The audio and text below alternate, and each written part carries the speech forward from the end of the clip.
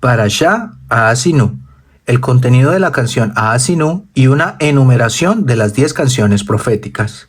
La canción Haazinu describe poéticamente lo que le ocurrirá al pueblo judío hasta el final de los días, predice su castigo por transgredir el pacto con Dios y describe cómo, en última instancia, Hashem castigará a quienes le hicieran el mal en el exilio. Hay 10 shirot o canciones proféticas de las cuales Haazinu es la cuarta. 1. Adán recitó la primera shirá en el Gan Edén. Compuso Mizmor Shir Leyom HaShabbat, una canción, un poema para el día de Shabbat, en la cual se alaba la grandeza del Shabbat. 2. En las orillas del mar de las cañas, Moshe y Bnei Israel cantaron una shirá por su milagrosa liberación del ejército de Faraón. 3. Bnei Israel cantó una canción en alabanza a Hashem por el manantial de Miriam, que se encuentra en la Parashat Hukat. 4. Moshe enseñó al pueblo la canción de Haazinu el día de su muerte. 5. Cuando Yehoshua peleó con los emoritas en Gibón y el sol detuvo su curso milagrosamente por el bien del ejército conquistador judío, Yehoshua cantó shirá. 6. Débora y Barak compusieron una shirá cuando Dios hizo caer a sus enemigos en sus manos, incluyendo al general canaíta Sisera. Shoftim 5. 7. Cuando Haná dio a luz a Shmuel, después de muchos años de ser estéril, alabó a Hashem con una canción profética. 8. El rey David, al final de sus días, compuso una shirá de agradecimiento a Hashem por salvarlo de todos sus enemigos. 9. El rey Shlomo escribió Shir Hashirim. 10. La décima y más importante de las canciones será cantada por el pueblo judío cuando Dios redima del exilio presente. Mientras que las primeras 9 canciones se llaman shirá en género femenino, la décima se denomina shir, género masculino, como dice, ese día se cantará este shir en la tierra de Yehuda. Después de las redenciones que dieron lugar a las primeras 9 canciones, siguieron invariablemente nuevas penurias. Cada redención es comparada con la dificultad que sufre una mujer cuando siente los dolores del embarazo, parto y nacimiento, para luego continuar con las mismas molestias en otro embarazo. La décima canción, sin embargo, marcará el final de todos los exilios. No seguirá con ningún sufrimiento o penuria. La primera parte de la canción, versículos del 1 al 6, la introducción. Esta parte es muy importante porque logramos entender el gran poder que tiene nuestro profeta Moshe en los cielos. Moshe convoca al cielo y a la tierra para que atestiguen que les advierte a los judíos que observen la Torá. Cuando comienza la canción de Haazinu, Moshe ordena al cielo y a la tierra: prestad oídos hasta que termine mi canción. Los cielos comenzaron a temblar. Una terrible conmoción irrumpió en los mundos superiores ante el hecho de que un ser humano se atreviera a ordenarle silencio al universo. Moshe, Moshe, se escuchó una voz. ¿Por qué tanto revuelo? Así le ordenó al cielo y a la tierra, porque invocaré el nombre de Hashem. Por lo tanto, hagan honor a nuestro Dios, contestó Moshe. Ante eso, el cielo y la tierra hicieron silencio y permanecieron así hasta que Moshe concluyó su canción profética. Qué afortunado es el ser humano que tiene dominio sobre la naturaleza. Grandes tzadikim, justos, pudieron revertir las leyes de la naturaleza. 1. Yehoshua hizo que la noche fuera día. Cuando luchó contra los reyes emoritas, ordenó al sol que se detuviera y éste obedeció. 2. El profeta Eliyahu hizo que el invierno, la época de las lluvias, se convirtiera en verano. Prometió: prometo que no habrá lluvia ni rocío conforme a mi palabra. Luego sobrevino una sequía para castigar a los judíos por practicar la idolatría. 3. El profeta Shmuel hizo que el verano se volviera invierno cuando el pueblo le pidió un rey. Shmuel estuvo furioso para demostrarles que había pecado, pidió a Hashem que trajera una tormenta durante la temporada de cosecha generalmente seca, que ocurre en el verano, por lo que el pueblo sintió mucho temor hacia Hashem y Shmuel. Cuarto, Moshe convirtió el mar en tierra seca cuando los judíos cruzaron el mar de las cañas. 5. El profeta Elisha convirtió tierra seca en torrentes de agua. Esto ocurrió cuando los reyes Joram y Jehoshafat salieron a luchar contra Moab. Al cruzar el inmenso desierto, casi murieron de sed. Elisha profetizó que Dios llenaría el desierto de agua, cumpliendo con su palabra. La lluvia cayó sobre Edom a la mañana siguiente y desde allí el agua fluyó por el desierto.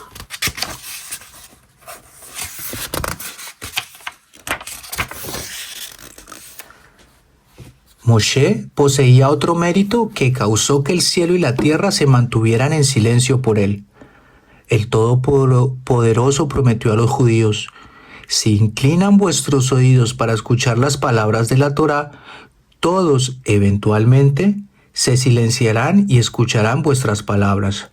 Como Moshe escuchó atentamente las palabras de la Torá, el cielo y la tierra se mantuvieron en silencio y lo escucharon cuando comenzó a hablar. Esta parte nos enseña que la persona que estudia Torá, que mantiene su vida pegada a la Torá,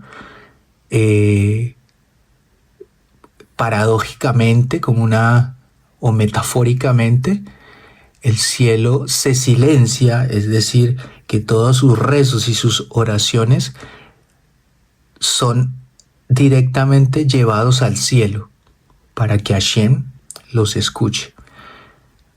¿Por qué eligió Moshe el cielo y la tierra en lugar de seres humanos? Para que oficien de testigos cuando advertía a los judíos de que cumplan con la Torá. 1. Moshe eligió testigos que existieran siempre. 2. Más aún, Moshe advirtió: los cielos serán testigos ante Dios si cumplen con las misbot relacionadas al mismo, como la santificación de la luna nueva y el cumplimiento de los Yamim Tovim, que son las festividades. La tierra oficiará de testigo si cumplen con las leyes relacionadas al diezmo, la prohibición de plantar juntas especies diferentes en el mismo campo y las otras leyes relacionadas a la agricultura. Finalmente, los mismos testigos los castigarán si transgreden su palabra. Necesitan la lluvia del cielo y la productividad del suelo. Si pecan, los cielos retendrán sus lluvias y la tierra no rendirá su fruto. Para que aprendan una lección del cielo y de la tierra, también miren cómo cumplen con sus funciones con persistencia. Algún día el sol sale por el oeste. ¿Acaso la tierra produce cebada de la semilla de trigo? ¿Alguna vez el mar sobrepasó su frontera? De la misma forma, los animales cumplen firmemente sus funciones. ¿Acaso el buey se revela: hoy no voy a arar? ¿O la mula: hoy no voy a cargar? Aprendan de ellos a ser firmes en el cumplimiento de la Torá. Moshe declara que la Torá otorga vida como la lluvia. Moshe continúa: el cielo y la tierra serán testigos que ahora yo proclamo que la Torá es como la lluvia. ¿Por qué Moshe compara la Torá con la lluvia? Entre diversas razones están: así como el agua es vital para la supervivencia del universo, así es la Torá. Así como la lluvia viene de arriba, así recibimos la Torá del cielo. El agua es un purificador importante. De la misma forma, la Torá purifica y eleva a quienes estudian y cumplen con fines desinteresados. Así como la lluvia no crea una nueva planta, sino que solamente desarrolla y madura una semilla o planta ya existente, así la Torá desarrolla las semillas en el corazón de las personas. Una persona primero debe abocar su corazón y mente al estudio de la Torá y luego sus estudios rendirán fruto. Un judío nunca se cansa de estudiar Torá, así como un pez que vive en un medio acuoso ansia cada gota de lluvia. Así, quien es versado en Torá desea escuchar otra explicación más de la misma. Así es. Moshe también declara: goteará cual rocío mi enseñanza. Después de comparar la Torá con la lluvia, ¿por qué la compara con el rocío?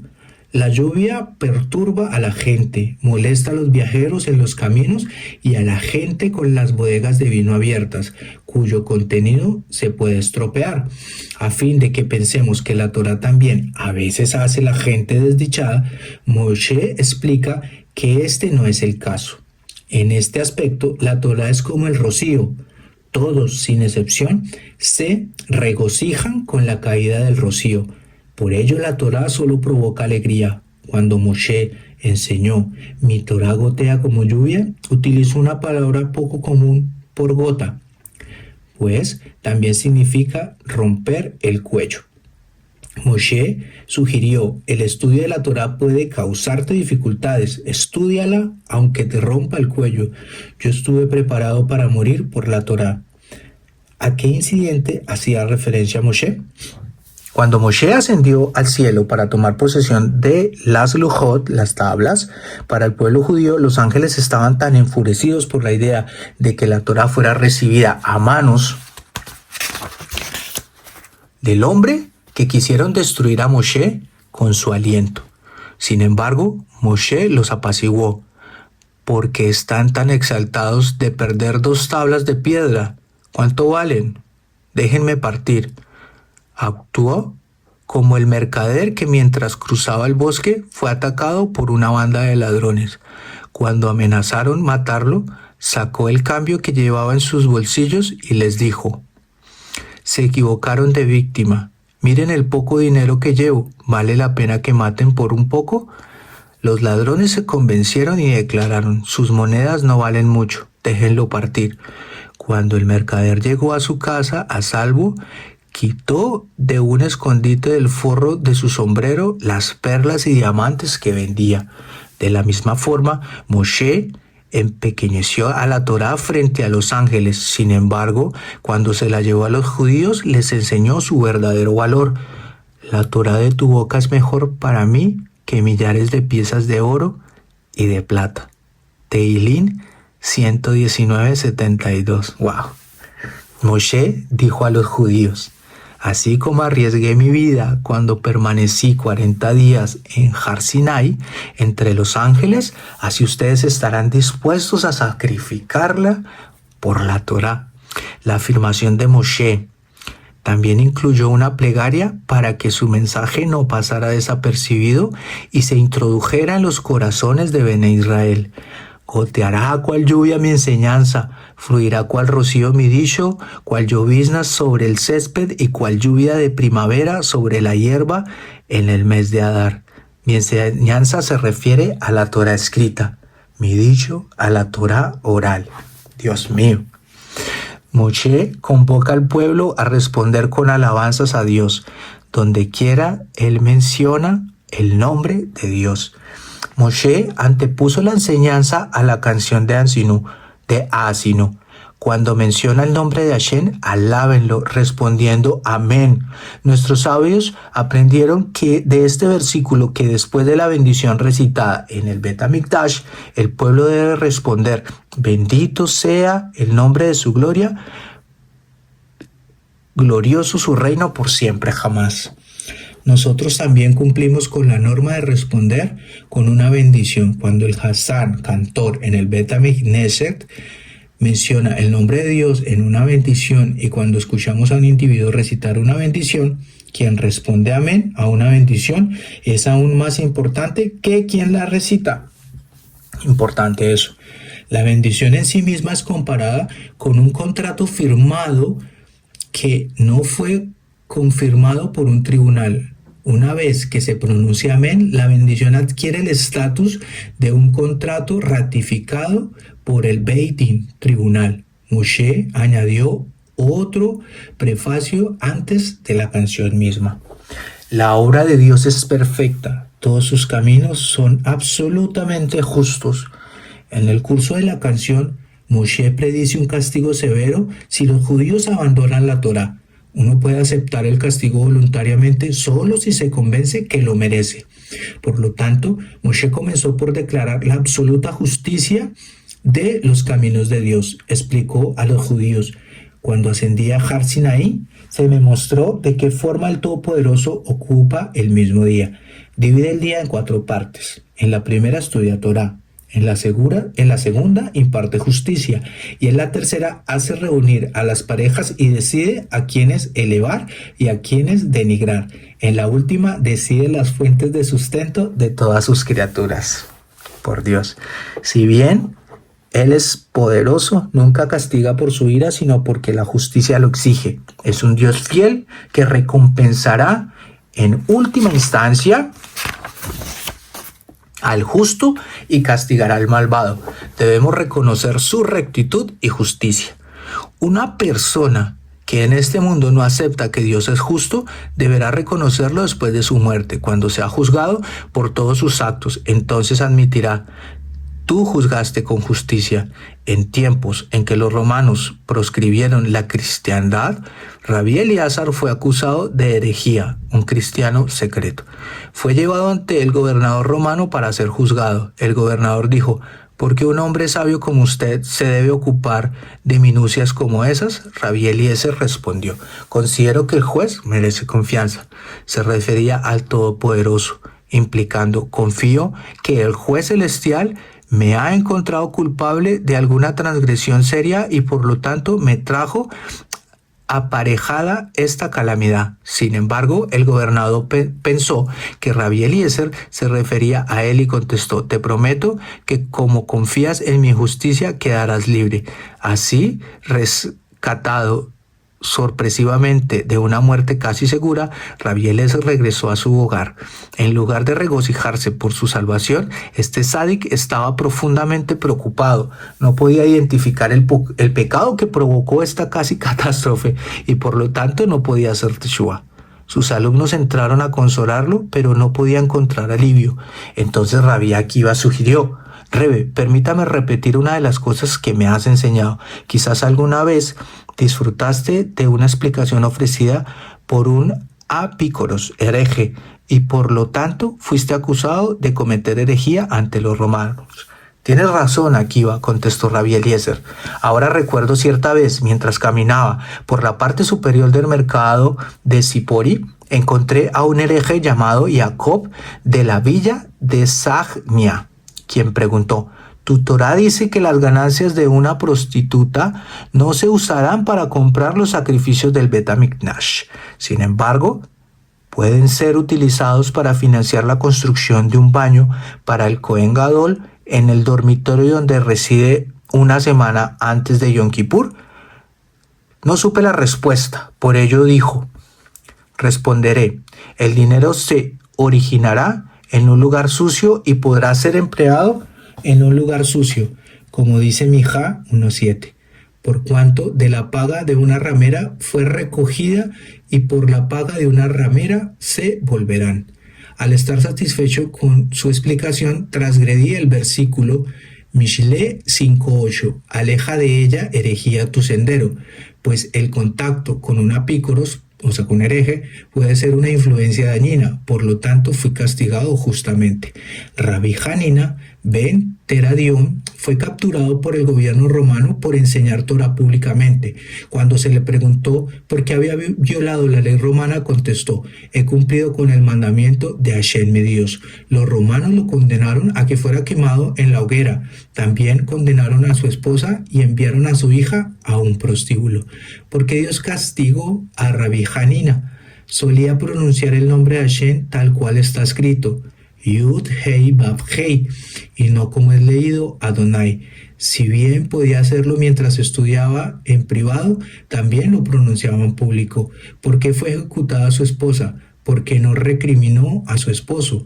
¿Por qué recibió su hija este castigo en particular? Cierta vez caminaba frente a unos nobles romanos quienes comentaban: ¿qué andar gracioso tiene esta joven? Al escuchar este comentario, ella cuidó de caminar con más gracia. Así violó el espíritu de las leyes del Siniú, del recato, que impone a las jóvenes o mujeres judías de abstenerse de llamar la atención de extraños. Por este pecado aparentemente insignificante fue acusada en el cielo en tiempos de ira divina. Cuando los romanos aplicaron su sentencia cruel a esta familia, estos reconocieron la justicia de Dios con humildad. Rabí Hanina declaró: el Creador perfecta es su obra, ya que todas sus sendas son justicia. Su esposa, la Sedecaet, a quien Dios castigó solamente por no protestar por el error cometido por su esposo, reconoció: Dios de fidelidad y no hay inequidad, justo y recto es Él. La hija de Rabí Hanina proclamó: grande Dios, quien es grande en consejo y poderoso en obras, cuyos ojos están abiertos sobre todos los caminos de los hijos de los hombres, hasta la forma en que camina una persona, para darle a cada uno según sus caminos y conforme el fruto de sus acciones. Qué importantes fueron estos tres tzadikim, quienes en el momento de ser castigados encontraron los versículos adecuados con los cuales reconocer la justicia de Dios. La anécdota anterior, así como la relacionada con la captura de Rabí Eliezer por los romanos, demuestra que Dios es justo con los tzadikim. El menor error merece un castigo severo. Rabí Nehunia solía cavar pozos de agua para que los peregrinos que venían a visitar el Bet HaMikdash en Yom Tov, festividades, tuvieran suficiente agua. Una vez su hija cayó en una cisterna profunda. Mensajeros fueron enviados a informar al tzadik Rabí Hanina ben Dosa de la desgracia. Aún está viva, anunció. Una hora después, Rabí Hanina volvió a hablar. Todo está bien. Después de 3 horas, demasiado tiempo para que sobreviviera bajo el agua, él proclamó: salió. Con toda seguridad, la joven había salido a la superficie del agua. Cuando se le preguntó quién la sacó, ella contestó: un carnero conducido por un hombre viejo, Abraham. Le preguntaron a Rabí Hanina ben Dosa: ¿eres acaso un profeta que puedes predecir los eventos? No soy ni profeta ni hijo de profeta, contestó, pero pensé: Dios no permitiría que los descendientes de un tzadik sufran una muerte en el mismo pozo que cavaron para beneficiar al pueblo judío. Dios mío. Sin embargo, más adelante, el hijo de Rabí Hanina murió de sed, a pesar de los méritos de su padre, porque Dios es severo con sus justos. Hasta lo más mínimo los castiga por la menor de las ofensas en este mundo, a fin de compensarlos plenamente en el mundo por venir. Si muere un ser humano sin sufrimiento, el atributo de la justicia tendrá su mano en el alto contra él en el día del juicio. Sus sufrimientos en el mundo presente redimen sus pecados. La mayor redención de todas es la muerte. Por ello, sobre el versículo: vio Dios todo cuanto había hecho, y he aquí que era muy bueno, nuestros sabios comentaron: hasta la muerte es buena, es decir, hasta los tzadikim más importantes caen en algún pecado y la muerte los redime. Rabí Abba preguntó a Rabí Shimon: ¿por qué cuando el atributo de justicia tiene la mano levantada, solo los tzadikim son castigados, aunque haya personas malas en este mundo? Qué buena pregunta. ¿Es porque los tzadikim no reprocharon a su generación o porque sus méritos no protegen a la generación? Rabí Shimon contestó: el sufrimiento de los tzadikim produce una redención en el mundo, pues expía los pecados de la generación. Tomé el ejemplo de un cuerpo enfermo. Para aliviar el dolor, la sangre de un miembro debe ser liberada. Al extraer la sangre de un brazo, todo el cuerpo se recupera. Por ello, el pueblo judío integra metafóricamente los miembros de un cuerpo humano. Si Dios quiere curar todo el cuerpo, la sangre de los tzadikim debe correr. Mientras las penurias de los tzadikim son la redención de su generación, elevan al tzadik mismo en este mundo y en el próximo. Rabí Abba continuó: ¿por qué sufren algunos tzadikim mientras que otros viven pacíficamente? A veces el cuerpo está solo medianamente enfermo, de manera que la mayoría de los miembros pueden salvarse. Pero si el cuerpo está extremadamente enfermo, la sangre debe correr de ambos brazos. Asimismo, si hay relativamente pocos pecados en el mundo, Hashem exime a la mayoría de los tzadikim de sufrir. Pero si la generación es excesivamente perversa, Dios aflige a todos los tzadikim a fin de curar el mal generalizado. Para aceptar el sufrimiento debemos percatarnos que según el punto de vista de la Torá, hasta el mayor deleite de este mundo no es nada comparado con la bendición del mundo por venir. Asimismo, lo que resulta desafortunado aquí puede serlo cuando es visto desde la perspectiva absoluta del mundo por venir. Y a la inversa, lo que resulta afortunado en este mundo puede ser un verdadero impedimento al crecimiento espiritual del individuo. Por lo tanto, el judío no debe considerar el bienestar físico como un beneficio absoluto. Si lo golpea la desgracia, debe aceptarla con la seguridad de que todo lo que Dios hace, lo hace por el bien. Así como el bienestar físico no es absoluto, así la desgracia también es relativa. Hashem seguramente lo planificó para algún beneficio en última instancia, pues todos sus caminos son justos. Dicha actitud puede únicamente ser tomada de la Torá, que nos enseña a tener fe implícita en la justicia y bondad de Hashem. Asimismo, debemos darnos cuenta que nuestra comprensión de los caminos de Dios es extremadamente limitada. Esto queda ilustrado por la siguiente historia. Rabbi Yehoshua ben Levi ayunó muchos días y rezó para recibir la revelación del profeta Eliyahu. Finalmente, Eliyahu apareció y le preguntó: ¿qué deseas? Deseo acompañarte en tus andanzas para aprender la sabiduría de tus actos, contestó Rabbi Yehoshua. No podrás soportar mirarlas, le advirtió Eliyahu, y me molestarás con preguntas. No preguntaré nada, prometió Rabbi Yehoshua ben Levi. Solamente permíteme acompañarte. Eliyahu aceptó con la condición de que Rabbi Yehoshua regresaría a casa si hacía una sola pregunta acerca de los milagros realizados por Eliyahu.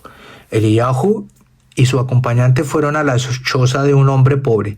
El hombre y su mujer, que estaban sentados a la entrada, invitaron inmediatamente a los viajantes a permanecer en su hogar. Eliyahu aceptó. Los huéspedes fueron convocados con comida y bebida y alojados para pasar la noche. Por la mañana, Eliyahu rezó a Dios para que la vaca del hombre pobre muera, y el animal murió. La cena casi rompió el corazón de Rabbi Yehoshua. Esa era la recompensa para la pareja pobre que amablemente les ofreció hospitalidad, que se les quitará su única fuente de ingresos. ¿Por qué provocaste tanta pena a ese hombre?, le preguntó Eliyahu. ¿Recuerdas nuestro acuerdo?, replicó Eliyahu. Si quieres regresar a casa, te responderé a tu pregunta. Rabbi Yehoshua se dominó y los dos siguieron su travesía. Esa noche se alojaron en la casa de un hombre rico, quien para nada era hospitalario. Se negó a alimentarlos, ni siquiera se dirigía a ellos de forma respetuosa. Antes de partir a la mañana, Eliyahu rezó que una pared de la casa que corría grave peligro de derrumbarse se reconstruyera. Esto ocurrió inmediato. El corazón de Rabbi Yehoshua enfureció de rabia por la aparente justicia, pero se contuvo. No formuló ninguna pregunta y siguieron el viaje. Esa noche se alojaron en la sinagoga de una comunidad rica, cuyos miembros más importantes instalaron bancos de plata para sentarse en el shul, sinagoga. Uno de ellos preguntó: ¿quién ayudará a los pobres esta noche? Otro contestó respectivamente: que se conformen con su pan, agua y sal. Los dos hombres fingidos fueron tratados despectivamente. Sin embargo, antes de partir por la mañana, Eliyahu bendijo a los miembros ricos de la sinagoga, que todos sean líderes. El corazón de Rabbi Yehoshua explotó de indignación, pero siguió y Eliyahu en silencio. La siguiente noche fueron cordialmente recibidos en una comunidad diferente, cuyos miembros fueron respetuosos y les ofrecieron la mejor comida. Por la mañana, Eliyahu los bendijo: que Dios designe un solo líder para ustedes. Rabbi Yehoshua no se pudo contener más y exigió una explicación por los extraños hechos que había presenciado. Para que sepas, le dijo Eliyahu, con respecto al hombre pobre cuya vaca murió, el cielo había decretado que su esposa muriera ese mismo día. Yo peticioné al Todopoderoso que acepte la vaca en redención por la vida de su esposa. Asimismo, si no hubiera rezado por la reconstrucción de la pared del hombre rico y avaro, después de su derrumbe habría cavado hasta sus fundamentos y habría descubierto un tesoro de oro y plata. Oré para que los miembros insensibles de la sinagoga se convirtieran en líderes, pues esa situación de disenso y disputa inevitablemente causará y precipitará la disolución de la comunidad. Cuando recé que los generosos miembros de la otra comunidad tuvieran un solo líder, era para su beneficio.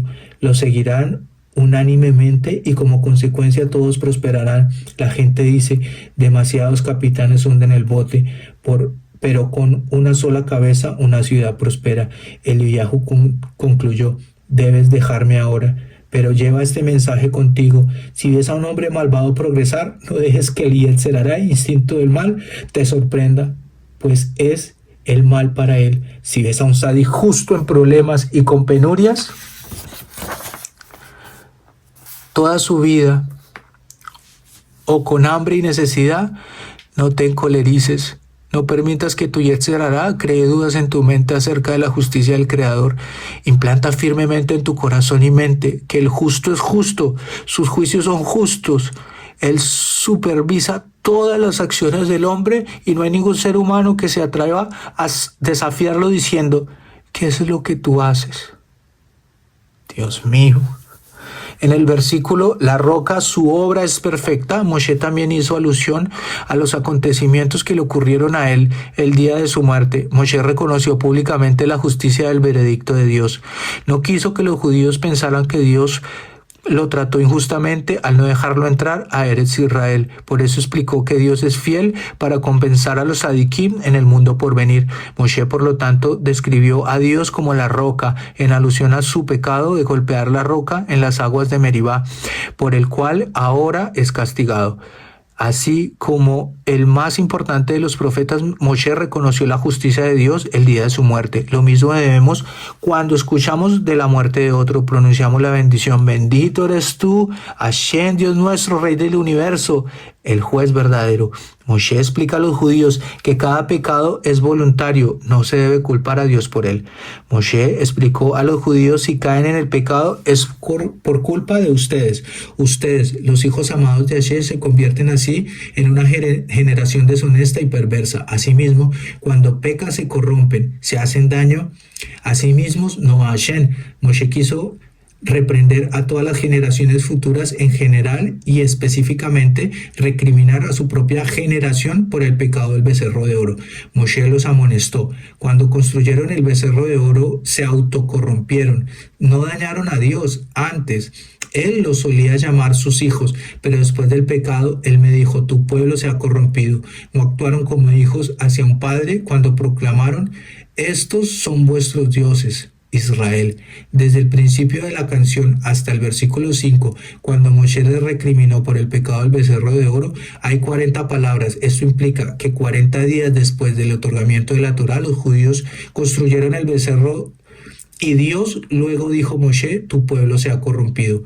Moshe continúa recriminando al pueblo. Piensan que le hacen mal a Hashem cuando pecan, se dañan a sí mismos, pues se alejan de su Padre Celestial. Son un pueblo desgraciado. Cuando cruzaron el Mar Rojo, Dios lo partió en 12 partes para que todas las tribus lo crucen. Después les entregó el oro y la plata de los egipcios agados.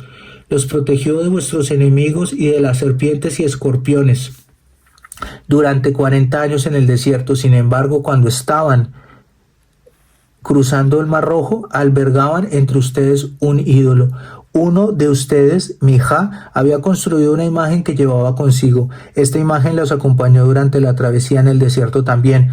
Hasta los más importantes entre ustedes pecaron después de cruzar el Yam Suf. Dejaron de ocuparse de la Torá en el sitio llamado Refidim. Por lo tanto, no son un pueblo sabio. ¿Acaso Dios no actúa como un padre cuando le obedecen? ¿Y hasta cuando son desobedientes? Sigue siendo su amo, quien los tomó como sus sirvientes al rescatarlos de Egipto, por lo tanto están comprometidos a servirle. Dios los eligió de entre todas las naciones del mundo y los afianzó firmemente. Los organizó como una nación con sus propios Kohanim, sacerdotes, profetas y reyes. La segunda parte de la canción, versículos del 7 a 14, una enumeración de la misericordia de Dios hacia el pueblo judío. Recuerden los días de antaño. Consideren los años de muchas generaciones atrás y podrán ver cómo Dios aún entonces preparó al pueblo judío para su futura función. Si no pueden comprenderlo, pregunten a los eruditos de la Torá y a los ancianos del Sanedrín, asamblea, y ellos les dirán. Después del diluvio, cuando la humanidad se rebeló contra Shem, los pudo haber aniquilado, como lo hizo con la generación del diluvio. En su lugar, los dispersó, salvándolos de la destrucción por el bien del pueblo judío que descenderá de Shem. Dividió a esa generación en 70 naciones, que se compara al número de miembros de la familia de Jacob que descendieron a Egipto. Esto simboliza el amor de Dios por el pueblo judío. Los quiere tanto como a todos los 70 naciones juntas. Mucho antes del surgimiento del pueblo judío, Dios designó a la tierra de Canaán como su futura herencia. En el interín entregó la tierra de Canaán y a sus 11 hijos, quienes subsecuentemente se la cederán a sus descendientes de las 12 tribus. Dios así preparó la historia por el bien de Jacob, el elegido entre los patriarcas. Jacob era como la tercera hebra de una soga, cuando se entrelaza con las otras dos. Asegura que la soga no se rompa. Por ello, cuando los méritos de Jacob se agregan a los de sus antepasados Abraham e Isaac, el fundamento inquebrantable del pueblo judío es creado. Dios eligió al pueblo judío como su destino. Mientras Moshe aquí menciona únicamente que Dios eligió al pueblo judío, la relación es mutua, porque ellos también lo eligieron a él como su destino. La citación puede compararse con la de un rey que ingresa a un país sin gobierno junto con su corte de príncipes y nobles. Algunos de los súbditos pidieron ser gobernados por un príncipe, otros por un noble, pero una persona inteligente declaró: yo quiero que el rey mismo sea mi gobernante. El resto de la realeza es prescindible, pero su gobierno es supremo. Por ello, cuando Hashem descendió a Har Sinai con su séquito celestial, algunas naciones eligieron venerar al ángel Mijael, mientras que otros eligieron a Gabriel. Solamente el pueblo judío eligió al Todopoderoso. Declararon: Hashem es mi destino, dice mi alma, por lo tanto confiaré en él. Moshe siguió relatando los actos de bondad hacia el pueblo judío. Él satisfizo sus necesidades en el desierto, les dio agua de la fuente de Miriam, hizo que cayera el man del cielo y se aseguró que sus vestimentas no se gastaran. En un lugar desolado y olvidado, donde moraban criaturas destructoras, él protegió a los judíos con 7 nubes de gloria, les enseñó la Torá y los cuidó como la pupila de su ojo, cuidó de ellos como el águila, el rey de las aves, cuidó de sus pichones. El águila no ingresa a su nido bruscamente por temor a aplastar a sus pichones. En su lugar, primero revolotea sobre el nido y el ruido provocado por el aleteo de sus alas advierte a los pichones. En forma similar, Hashem no rescató a los judíos de Egipto inmediatamente para que no los abrumara los acontecimientos imponentes. En su lugar, primero envió a Moshe para que anuncie el advenimiento de la redención y luego el castigo a Egipto con las plagas. Asimismo, el águila no descansa con todo su peso sobre sus pichones, sino que revolotea sobre el nido apenas tocándolos. Por ello, cuando Dios entregó la Torá en Har Sinai, no concentró toda su revelación en un solo lugar, sino que lo distribuyó en todas las direcciones para que los judíos lo soportaran. Asimismo, el águila no acarrea a sus pichones en sus garras, como otras aves, sino que los transporta sobre las alas. En forma similar, Dios cargará a los judíos como sobre las alas del águila cuando los sacó de Egipto y los protegió de las flechas de sus enemigos. Baruch Hashem. Hashem los siguió en el desierto con seguridad y ninguna deidad extraña pudo interferir. Todos los versículos relativos a la misericordia de Hashem hacia el pueblo judío están escritos en singular. Dios los proveyó en el desierto. Él lo cuidó, Él desplegó sus alas sobre él. Esto implica que Dios trataba así a cada judío individualmente. Además, la Torá emplea el tiempo futuro. Él proveerá, Él lo cuidará, pero para indicar que en el futuro Dios realizará milagros similares a los experimentados después del éxodo. Moshe presagió la misericordia de los actos de Dios en relación a Eretz Israel. Los dejará descansar en las ciudades de Eretz Israel. Les permitirá disfrutar de los deliciosos productos de la tierra, que saben mejor que los frutos de cualquier otro país, y les dará miel para succionar de los frutos que crecerán en las rocas y aceites de sus olivos y plantas que crecen de sus duras rocas. Los frutos que maduran en las laderas rocosas de las montañas son más dulces que los valles de frutas, porque están expuestos a abundante luz solar. con manteca del rebaño y leche de ovejas, con grasa de corderos engordados y ciervos de las pies de Bashán, que son muy gordos, y cabras, Dios los alimentará. Estas predicciones fueron cumplidas durante los reinados de Shlomo y los reyes subsecuentes. Moshe siguió diciendo: yo veo proféticamente que si los judíos cuidan firmemente las misbot de la Torá, sus granos de trigo crecerán del tamaño del riñón de un buey, y el vino rojo que fluirá de una sola uva llenará toda una copa. Así fue cuando Shlomzion reinó como reina, y su hermano Shimon ben Shatach fue el líder espiritual de Cla Israel. Los granos de trigo crecieron del tamaño de los riñones. Los sabios los conservaron para mostrarlos a las generaciones futuras y demostrar cómo Hashem bendijo a la nación por cuidar la Torá. La tercera parte de la canción, versículos del 15 al 18. Moshe presagia que los judíos pecarán y se rebelarán contra Hashem. Moshe predijo: y Yeshurun engordó y pateó. Se enriquecieron y prosperaron por la misericordia de Dios, pero abandonaron el servicio de su Creador y enfurecieron a la roca que les había rescatado. Un granjero alimentaba a su ternero con alimentos sanos para que tuviera fuerza para tirar del arado. Un día, cuando ingresó al establo, el ternero le dio una fuerte patada. Comentó: ¿qué te hizo patearme con tanta fuerza? ¿La comida buena con la que te alimenté? Moshe utilizó tres expresiones para describir la prosperidad de los judíos: han engordado, están pesados, están cubiertos de grasa, para indicar que tres generaciones enfurecerían mucho a Hashem. La primera, la generación del rey Yeramán, porque Yeramán inició la veneración de imágenes cuando colocó 2 becerros en su reino. 2. La generación de rey Ahab. Los pecados más leves de Ahab eran equivalentes a los más severos de Yeroboam. 3. La generación del rey Yehú. Yehú erradicó la idolatría de Baal, pero la de los demás ídolos continuó. La palabra lo indica: encubrieron sus malos actos. Moshe también presagió que las 3 generaciones que precedían la era del Mesías enfurecerían a Hashem. Dios mío, nos tocó a nosotros. Nuestros sabios describen los signos indicativos de la era premesiánica. Aumentará el descaro. No habrá discriminación. Los jóvenes avergonzarán a los viejos y los viejos se pondrán de pie ante los jóvenes. Una hija se rebelará contra su madre y una nuera contra su suegra. Un hijo no se avergonzará cuando su padre lo recrimine. La gente común despreciará a los temerosos de Dios y a la verdad será ignorada.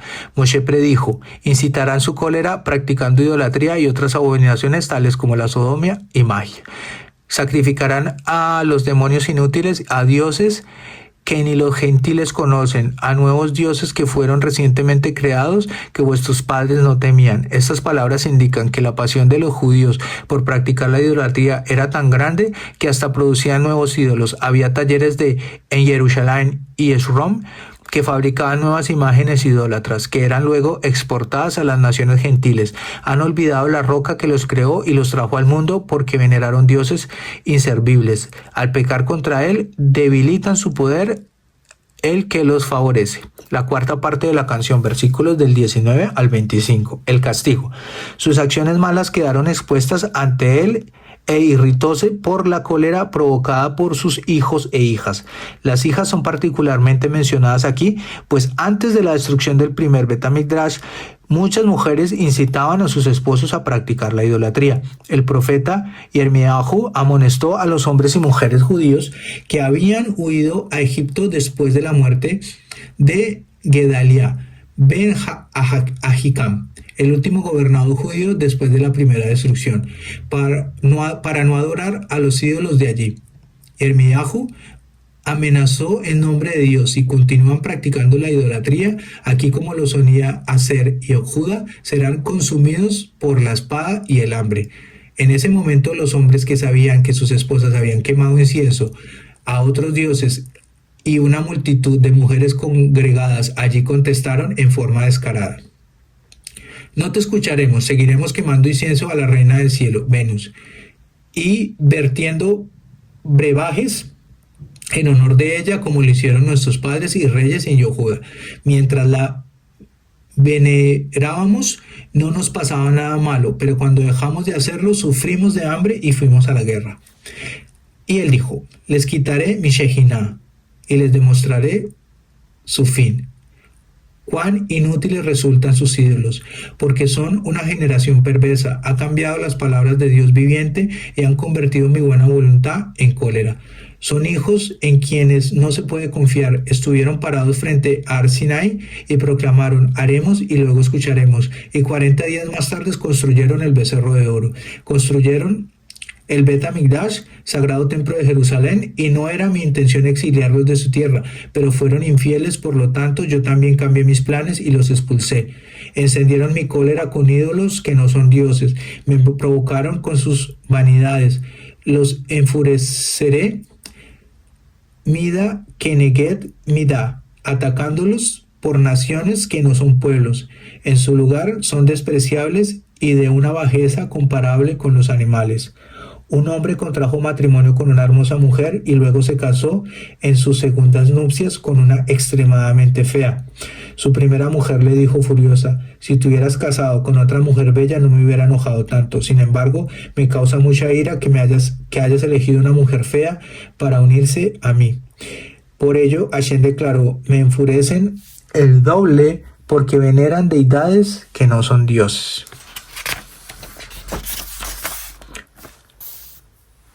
Un fuego se elevará cuando provoque en mi ira, consumirá a Eres Israel y sus frutos, y arderán Jerusalén, la ciudad rodeada de montañas. Luego castigaré mucho a los habitantes de la tierra, castigaré mis flechas contra ellos. Este versículo contiene un consuelo. Todas mis flechas agotaré, pero la nación no destruiré. Las flechas dispara el Todopoderoso. Las 98 maldiciones pronunciadas en Parshat Kitabó. Hinchados por el hambre, en manos de Shedim, demonios, quienes los lastimarán físicamente, mordidos por animales domésticos que repentinamente se volvieron salvajes y peligrosos y por serpientes venenosas. En el exterior los exterminará la espada de los enemigos y en la ciudad sufrirán el terror de la muerte provocada por pestes y hambres. Todos serán amenazados, los jóvenes, sus mujeres y niños junto con los ancianos. Son castigados en las calles por los pecados que cometieron en la calle, como dice, conforme al número de las calles de Jerusalén, habéis erigido altares en honor a ídolos abominables y en sus cámaras por los pecados que transgredieron allí, como dice. ¿Has visto lo que hacen los ancianos de la casa de Israel en la oscuridad, cada uno en sus cámaras de mármol? En secreto encienden incienso a los ídolos, cuidándose de la opinión pública, pero no de Dios. La quinta parte de la canción, versículos del 26 al 35. La destrucción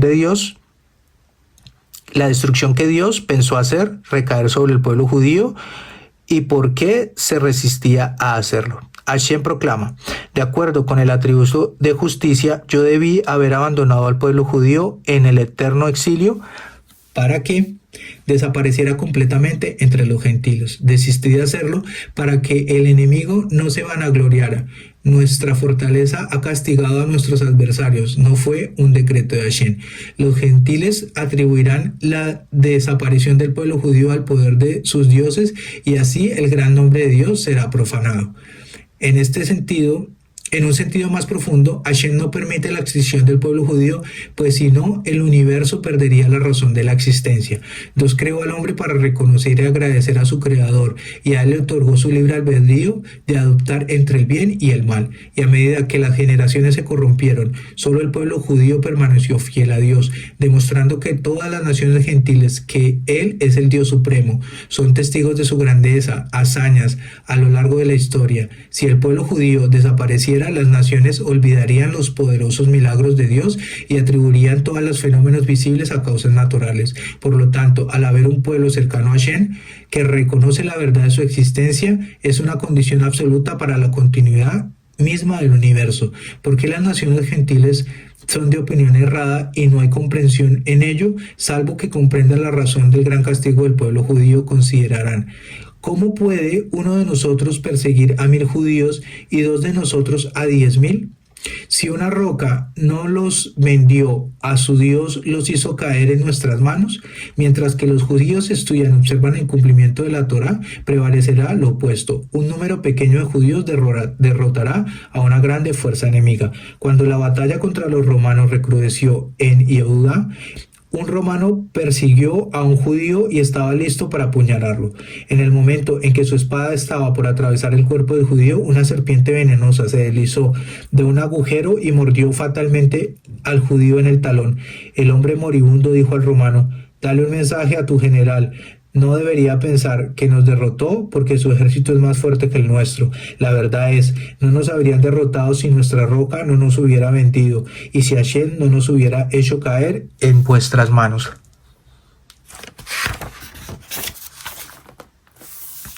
Los enemigos debían concluir que ciertamente fue Dios quien entregó a los judíos, pues en el pasado sus dioses nunca pudieron vencer a Hashem. La caída de los judíos se atribuye únicamente al decreto de Hashem. Los judíos merecen ser castigados, pues sus actos malos se asemejan a las de las ciudades malvadas de Edom y Amora. Su vid es la vid de Sedón y de la plantación de Amorá, uvas amargas. El pueblo judío es comparado con la vid. Así como la vid es un arbusto bajo cuyas ramas pueden igualmente trepar alto, así los judíos ocupan un lugar bajo en este mundo, pero finalmente se elevarán en el mundo por venir. Así como la grandeza del viñedo es solo evidente después de que se produce el vino, así la grandeza del pueblo podrá ser apreciada solamente en el futuro. Cuando los judíos cumplen con la Torá, producen uvas dulces, mientras que aquí Moshe presagió que sus uvas serían amargas. Por ello Dios dejará que tomen la copa amarga del castigo. Serán castigados por enemigos crueles cuyos decretos serán tan terribles como la mordida venenosa de la serpiente. El Todopoderoso declara: «Los futuros actos del pueblo judío son revelados ante mí. Llegará el día del juicio por sus injusticias. Su castigo está preparado. Serán expulsados de su tierra. Cuando quiera llevar a cabo su caída, tendré muchos agentes para que cumplan con mi voluntad». Con esas palabras, Moshe concluyó la parte de la canción que reprocha a Bené Israel y presagia su castigo. Les advierte que vean la mano de Dios en su castigo, por cuanto lo predice la Torá. La sexta y última parte de la canción, versículos del 36 al 43. Consuelo para el pueblo judío y la promesa divina que se impartirá justicia a sus opresores. Moshe predijo que después del exilio redima los pecados del pueblo judío, el mismo finalizará y Dios castigará a las naciones por perseguir a los judíos. Después que Hashem somete a los judíos a todo tipo de sufrimientos, al punto de que los sadiquín son humillados y abandonados, Él tendrá misericordia para con ellos, reprenderá a su pueblo. ¿Dónde están los dioses que adoraron la roca en la cual confiaron? Dejad que los ídolos ante quienes ofrecieron sacrificios, ofrendas, se levanten para ayudarlos y protegerlos. Ahora verán la redención que traeré, por lo que fui, soy y seré, y no habrá otro Dios salvo yo. Con mi palabra mataré en este mundo y reviviré a los muertos en el futuro. Castigaré al pueblo judío y los aliviaré al final de los días. Nadie salvará al ejército de Gog de mis manos cuando declaren la guerra. El versículo «Yo hago morir y hago vivir» es una promesa evidente en la Torá escrita que Dios resucitará a los muertos. Un cuteano pregunta a Rabbi Meir: ¿los muertos volverán a vivir? Lo harán, confirmó. El cutí preguntó: ¿los muertos se levantarán desnudos o vestidos? Vestidos, afirmó Rabbi Meir. ¿Cómo lo sabes?, preguntó Cutí. No lo comprobaré con un versículo o una misná, dijo Rabbi Meir, sino por experiencia. ¿Cómo siembras arvejas, con o sin vaina? Las semillas no tienen vaina, contestó Cutí. ¿Cómo cosechas las arvejas, con o sin vaina?, preguntó. Con vaina, contestó Cutí. Ya ves, explicó Meir. Si es verdad lo de las arvejas, que Dios las envuelve en una capa protectora en honor al hombre para que su alimento se mantenga limpio, entonces con más razón para el hombre mismo. Dios le permite elevarse en forma honorable, es decir, vestido. Una persona se levanta con la mortaja con que fue enterrado. Estoy azorado por otro problema, insistió Cutí. ¿Aquellos que se levantan necesitarán los alimentos también? ¿Cómo habrá suficiente alimentación para todos los justos desde los tiempos de Adán? ¿Alguna vez has visitado al pueblo de Hamad Gerar, un lugar de descanso famoso por sus aguas termales? Sí, contestó Cutí. Fue durante la temporada de turismo cuando multitudes de personas llegan al pueblo para bañarse en las aguas termales. Sí, confirmó Cutí. ¿Cómo puede haber suficiente alimentación en un lugar tan pequeño para miles de visitantes?, preguntó Rabbi Meir. Bueno, como se espera un gran flujo de huéspedes, muchos comerciantes vienen desde lejos para satisfacer la demanda, explicó Cutí. De la misma forma, Hashem preparará una provisión adecuada para la humanidad después de Tejiat Hametín, resurrección de los muertos, señaló Rabbi Meir. Hará que la tierra rinda sus frutos en abundancia según las necesidades de la gente. Sí, como usted dice, los muertos se levantarán nuevamente y estarán adecuadamente alimentados y vestidos. ¿Por qué lloran cuando alguien muere?, insistió Cutí. Te maldigo por tu insistente escepticismo, exclamó Rabbi Meir. Si una persona pierde una piedra preciosa, ¿no llora acaso? Aunque los muertos serán revividos, ahora están perdidos para los vivos. Nuestros sabios explican que si bien el cuerpo humano se deteriora después de la muerte, el alma sigue existiendo por el eterno mundo de la vida. Las almas de los sadiquín y sadikaniot, hombres y mujeres justas, experimentan un deleite y goce tremendo. Cuanto mayor su logro espiritual en este mundo, más intenso su placer después de la muerte. El mundo, el que ingresa estas almas después de la muerte, generalmente se le conoce como Gan Edén. Podemos dividir la existencia de la humanidad en 5 periodos. 1. La vida en el mundo actual. 2. El Gan Edén, donde las almas de los Sadiquín están guardadas hasta el Tejiat Hametín, la resurrección. 3. La era del Mesías. 4. Tejiat Hametín, cuando Dios restituye la vida a los muertos, con la que los sabios llaman el rocío de la resurrección. El periodo estará precedido por el gran día del juicio que Daniel presagia. Y muchos de ellos que duermen en el polvo de la tierra se despertarán, algunos, los sadiquín, para la vida eterna y otros para el castigo y la vergüenza eterna. Y 5, el Olam Abba, el mundo por venir. Moshe siguió profetizando en nombre de Hashem, pues alzó hacia el cielo mi mano y juro por la verdad, tal como eterno soy yo por siempre, que afligiré hasta el fulgor de mi espada, empuñaré la justicia en mi mano, devolveré venganza a mis angustiadores y a los que me aborrecen, y retribuiré a quienes me odian por haber oprimido al pueblo judío.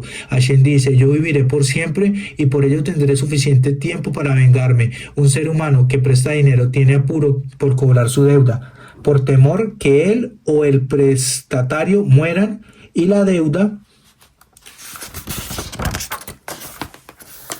quede impaga. Pero Hashem, quien existe por siempre, puede cobrar sus deudas cuando quiera. Si no castiga a un rachá mientras vive, lo castigará después de la muerte. Si no cobra su deuda en este mundo, la cobrará en el mundo por venir. Embriagaré mis saetas de sangre y mi espada consumirá carne.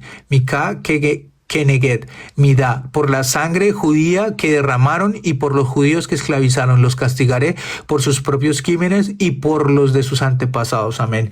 Cuando Dios finalmente tome venganza por la sangre de sus sirvientes, el pueblo judío, las naciones gentiles comenzarán a cantar alabanzas a Bené Israel. Esta nación se aferró a Dios en las penurias del exilio y no lo abandonó. Siempre confió en su bondad y grandeza. Por último, Él se vengó por el daño que le hicieron. Dios se vengará no solo por el asesinato, sino por el robo y la violencia cometidas contra su pueblo, y Él los apaciguará y reconfortará por todos sus sufrimientos, y con ello también pacificará la tierra. Lo anterior constituye una promesa inequívoca de la redención futura, pues en el tiempo de la reconstrucción del segundo Bet HaMikdash, las naciones gentiles no alabaron a los judíos, sino que se burlaron de ellos. Ni Dios se vengó de la sangre judía derramada, ni apaciguó su pueblo. La primera parte de la Shirá relacionada con el pecado, la dispersión y el castigo de Bené Israel se han cumplido tal cual lo predijo la Torá. Ahora estamos esperando la redención futura, cuando Dios cumplirá con las últimas promesas. Cuán grandiosa es la canción Asinu. Se refiere al pasado y al futuro. Contiene el mundo presente y el mundo venidero. El versículo: Él apaciguará su tierra y a su pueblo, también se refiere al suelo de Eretz Israel. Expía por ellos, por aquellos enterrados en él. Así como un altar expía la gran santidad de Eretz Israel, tiene poder para expiar por aquellos enterrados allí.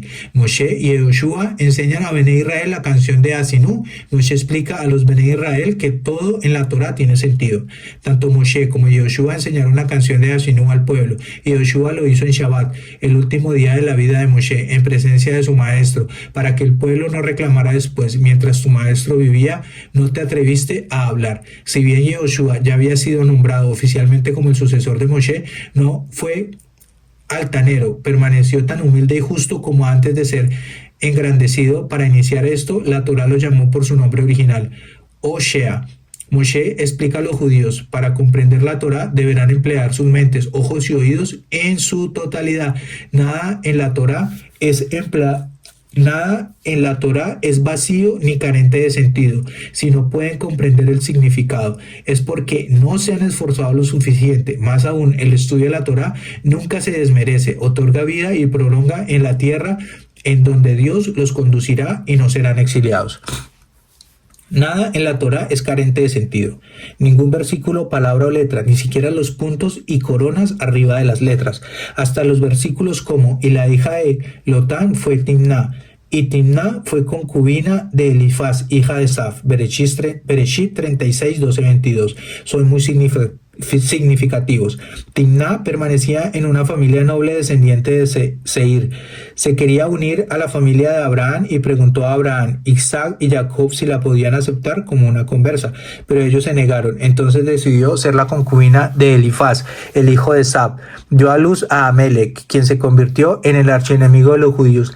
Nuestros antepasados no debieron haberla rechazado, aunque tenían motivos para hacerlo. Hashem ordenó a Moshe ascender a Har Nebo para observar Eretz Canaán. El día de la muerte de Moshe, Hashem le ordenó: asciende al monte de Nebo y verás Eretz Israel desde allí, pues morirás en este monte y tu alma será unida a la de tu pueblo. Tu muerte será provocada por un beso divino, al igual que tu hermano Aarón, como tú lo deseaste. Una vez más, Moshe imploró: amo del universo, no permitas que yo sea como el hombre que hizo los preparativos para el banquete de la boda de su único hijo, pero luego de ser convocado a la corte real para informársele de su ejecución inmediata. Crié a este pueblo, los saqué de Egipto, les enseñé tu Torá, construí para ellos el Mishkan, tabernáculo, en tu honor. Y justo ahora, cuando estamos a punto de cruzar el río Jordán y tomar posesión de la tierra, se me informa que voy a morir. Ruego que solamente me permites cruzar el río Jordán y luego moriré gustosamente. El Todopoderoso respondió: provocaste la rebelión de los judíos contra mí, profanaste mi nombre, cuando golpeaste la roca en las aguas de Meribá. El pecado de Hilul Hashem, la profanación del nombre de Dios, es uno de los pecados más difíciles de expiar. Desde Arnebo verás la tierra abajo y vislumbrarás la tierra celestial arriba, pero no podrás ingresar, ni tus restos serán llevados allí, pues en la era del Mesías te levantarás para llevar la generación del desierto a Eretz Israel. Si bien Moshe recién había escuchado que Hashem, que tenía prohibido ingresar a Eretz Israel a raíz de su equivocación en las aguas de Meribá, un error provocado por la insistencia de Bené Israel de extraer agua de una roca diferente de la indicada por Hashem, no estaba enfadado con ellos, porque era un hombre de Dios sin resentimiento. En su lugar decidió impartir a las tribus su bendición de despedida, pues sabía que su muerte era inminente. ¡Wow! ¡Qué para allá!